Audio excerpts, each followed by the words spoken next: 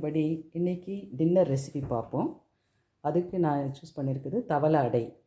So இந்த தவளை அடைக்கு 2 cup idli அரிசி, புழுங்கல் அரிசின்னு சொல்லுவோம் இல்லைங்களா, அதுதான். அது கூட 1 கப்பு சன்னா தால். இது ரெண்டுமே 2 மணி நேரம் கழுவி ஊற வச்சிடணும். ஸோ நான் ஆல்ரெடி கழுவி ஊற வச்சாச்சு. பாருங்கள், இது கூட கொஞ்சம் தேங்காய் இதை போடணும், கொஞ்சம் இஞ்சி, பெருங்காயம், உப்பு போட்டு நம்ம இதை ஒரு பேட்டராக அரைச்சி எடுத்துக்கலாம். இப்போ பார்த்திங்கன்னா மாவு அரைச்சி எடுத்தாச்சு.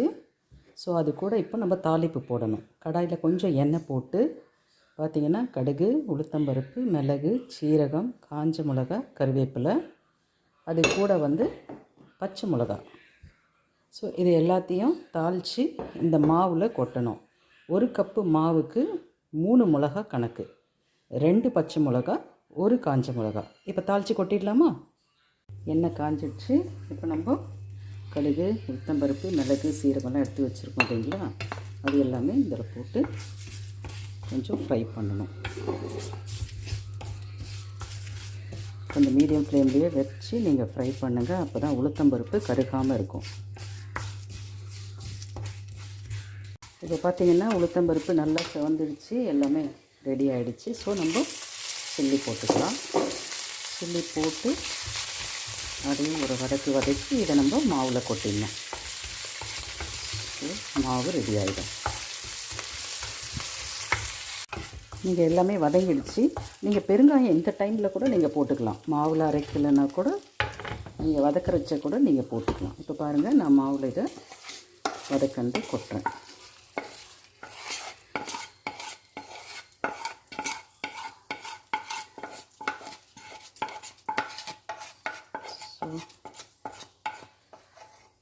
இந்த தோசை ரொம்ப நல்லாயிருக்கும்.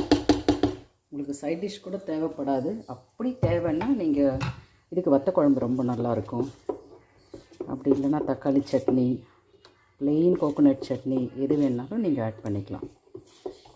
ஸோ நான் இப்போ தோசை சுட்டு காட்டுறேன் உங்களுக்கு இது எப்படி இருக்குன்னுட்டு. இப்போ மாவு ரெடி ஆகிடுச்சு, நம்ம தோசை ஊற்றிக்கலாம். நீங்கள் இந்த மாவில் தாளித்து கொட்டுறதுக்கு முன்னாடி அந்த மாவை எடுத்து கூட குழந்தைங்களுக்கு தோசை ஊற்றி கொடுக்கலாம். ஏன்னா அது தாளித்து கொட்டினதுக்கப்புறம் உங்களுக்கு காரமாக இருக்கும் இல்லைங்களா. ஸோ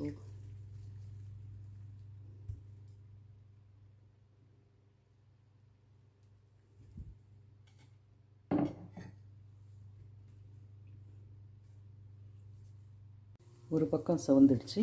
ஸோ தோசையை நாம் இப்போ திருப்பி போட்டுடலாம். திருப்பி போட்டு இன்னொரு பக்கமும் சூக்க வைக்கணும். 2 பக்கமும் தோசை ரெடி ஆகிடுச்சு. ஸோ நாம் தோசை எடுத்துடலாம்.